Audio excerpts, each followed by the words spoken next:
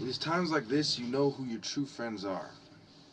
So those of you who are faithful to me will prove it in the next month, and you'll prove it on the 28th. And those of you who are faithful to the New World Order structure of the devil, you'll prove that as well. You'll prove that through your lack of insight, your lack of proper application of fair play, your lack of moral outrage.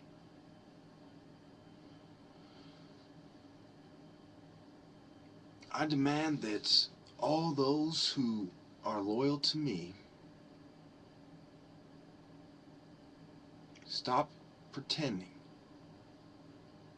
that you're not living in a world full of bootlickers and scum, and start standing up for what's right. It is our time to reveal ourselves incrementally and to fulfill the plan laid out by our forefathers to restore the Mayat to the planet. See, it's quite simple, really. They have used the principles of old to demonize the generation of new. And as the cycle renews itself and the next generation and we come anew, what happens? One finds himself in quite a predicament. One finds himself trapped. And he has made his own bed. Because as we are so busy in our day-to-day lives, and we skip and we take the shortcut and we take the short path, sometimes we forget where the main path was because we took the shortcut, trying to connect to it on a further point that we weren't ready for.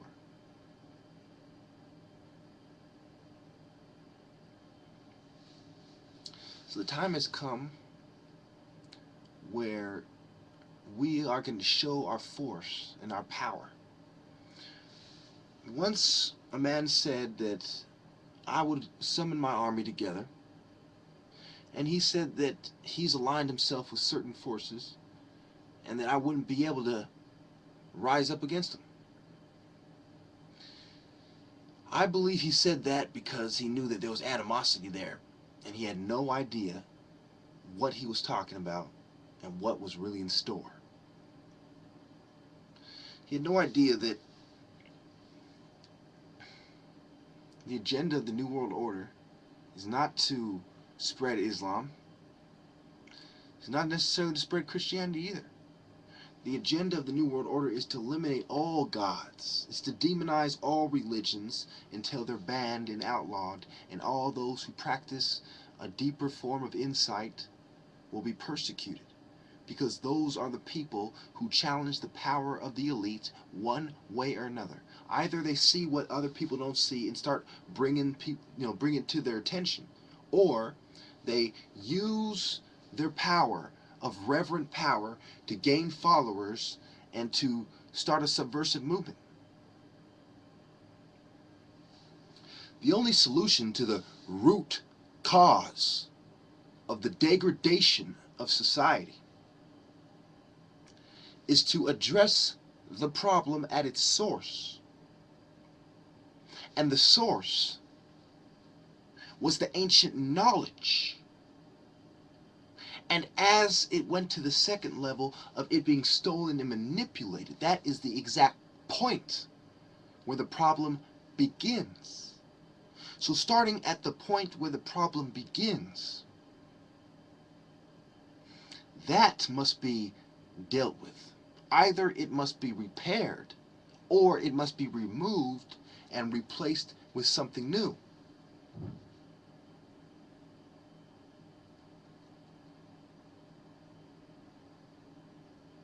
So you must understand,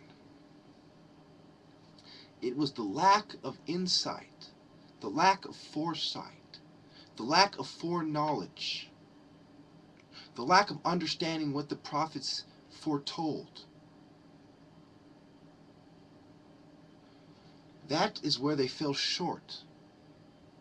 It wasn't the righteousness of man that got him to heaven. It was his ability to understand the path. It was his ability to embody the spirits of God. It was his ability to come to the point of view of the great shepherd. To come to that point of view that this is the way to go, that this is where safety resides. This is the safe haven. This is the safe place. Jesus of Nazareth, of Bethlehem. Okay? Why do you think I said, give me the strength of Samson? Because it is the exact simile. As Samson was fighting the corrupt establishment that wished to cut off his connection to God, so am I. As Samson was tricked by not only the feminist movement, but the establishment utilizing women, so was I. As Samson was robbed of the right to spread his seed and to guide them, so was I.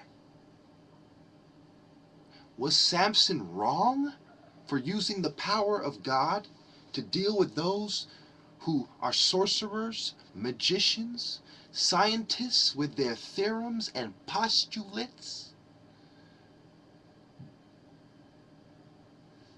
I use the example of the point of view because the point of view is more relative than the quantity of study, because it's quality versus quantity. I can study something for my entire life. Does that make me a Native American? Does that make me a Chinaman? Does that make me a Tibetan? Does that make me from Taiwan? Taiwanese? Does that make me Vietnamese and Hmong? Does that make me an Arawak fucking Indian? Does that make me Cree? Does that make me Fulani or Berber or Amharic or Tigrina? Does that make me fucking Swahili or Semitic or Akkadian or Ubaidian or Phoenician, Romanian, Persian, Syrian? Can I put myself in their shoes simply by studying them and understand them better than they understand themselves? No, I will never concede that point because that is nonsense. No man will ever understand the human mind. They will only begin to start to understand the tip of the iceberg. They will never understand the human mind. They will never understand why we use less than 10% of our brain.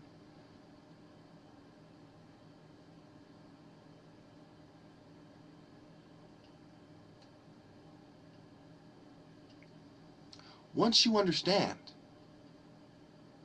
that there is a certain lack of fair play in every authority figure by design, you only reach this position where we're allowing you to represent Rome by doing our bidding. You want to carry the eagle of Rome? You want to carry the hawk Heru, the falcon Heru? Do you want to carry the symbol of Zeus? Then you must follow the agenda of the temple of Zeus, which is the Roman Empire. The extension of the temple which took over the government in order to further their temple's agenda. The bloodlines of the followers of the temple. Uranus, Gaia, Saturnalia, Saturn, Mars, Jupiter, the sun and the moon, Mithra, Serapis. Think about it.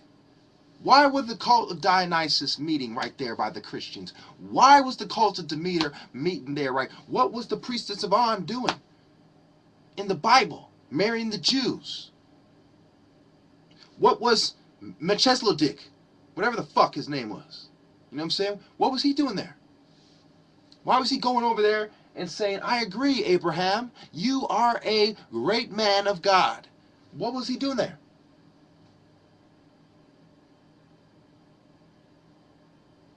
I'll tell you what he was doing there.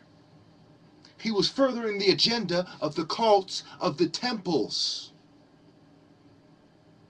Psalms, proverbs, hymns, books, spells, parables. These are the way that the Africans express their religion. They were put into the form of symbols, and they were put into the material, and then the white man picked up on them. Because the devil is the lord of the material world. As soon as you start expressing spiritual ideas in the material, the devil said, oh, I know that language. Oh, I know what you're getting at. That's why the top secrets of the cult of Ra-Hoor-Khenti are not given on video or in the material form, but only given by God through inspiration to carefully selected members. Which is out of my hands. I am the leader of the cult of Ra. I am not Ra.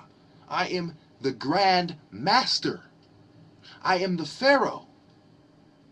I am the great priest. But I am not the God Almighty. So the most insightful, profound knowledge, the deepest spiritual knowledge, is reserved for only God to give out. And that's why the scum will never be on my level. If they could study psychiatry for 300 million years, and I guarantee you, they would not have the same insights that I have been given by God. Thank you.